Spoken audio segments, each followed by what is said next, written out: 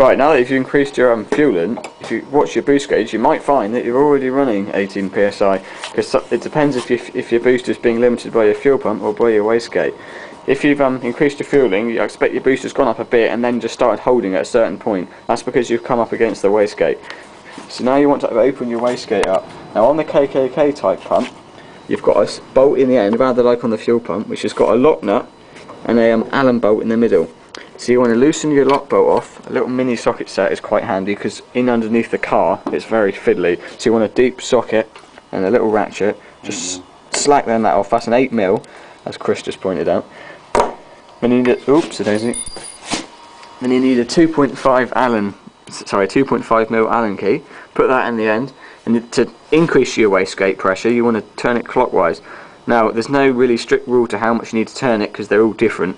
But if you give it a good turn and a half, I would say, for the first time, then lock your outside bolt up again until it's fairly tight, like that. And run your car up the road and see what kind of boost you're making. You want to try aim for about 18 psi. Once you're happy, then you should be going to flying, but don't go over 18 psi because you could kind of blow things up, so I wouldn't recommend that.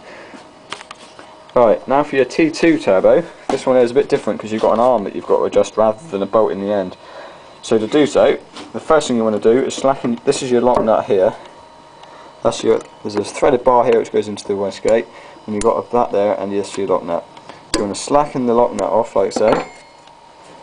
Now, to increase your boost, you want to shorten the arm. So you basically want to screw that part onto that part by about 1 or 2 turns. Again, there's no strict rule because they're all different. Now there's a little clotter pin on the end here that you've got to knock off to be able to take this bar off that so that you can turn that onto there. Okay, now I've got the little clip off. You make sure you don't lose that because that'd be annoying. Then you want to pull your arm off here with a screwdriver or something.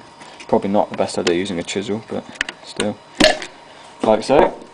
Then you want to tighten that in to make it a bit shorter. So if we start with 1 turn, like that, then put it back onto your wastegate arm, like so, and then put the clip back on again.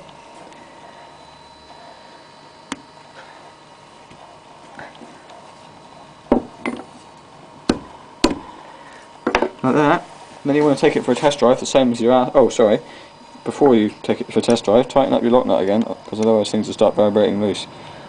And then go for a drive and see if you're making 18 psi. If you aren't, then you might want to increase it a bit more. You don't have to run 18 psi, but that's the maximum I would recommend running. Another thing I thought I'd say is obviously when the turbo is in your car, it's up behind your engine, sort of up the back, and you can see it straight up. But to be able to get under there, you'll need to jack your car up, so make sure you put the car on axle stands and with trucks behind the wheel just to be safe.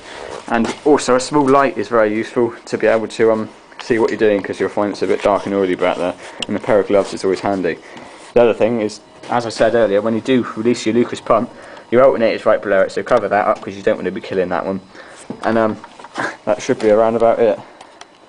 Another thing that can make a slight improvement in performance is mainly if your pump is actually too far retarded rather than just being standard, and you can lose power that way. So by advancing your injection timing, you can actually just gain that little bit more power, as well as making cold starts a lot easier.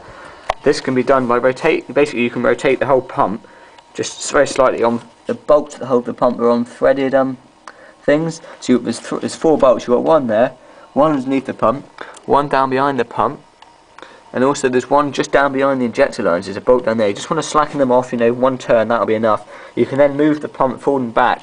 So to advance your timing, you want to push the top of the pump back towards the intercooler, just literally half a centimetre, but you'll know if you've gone too far, because when you start it there'll be knocking.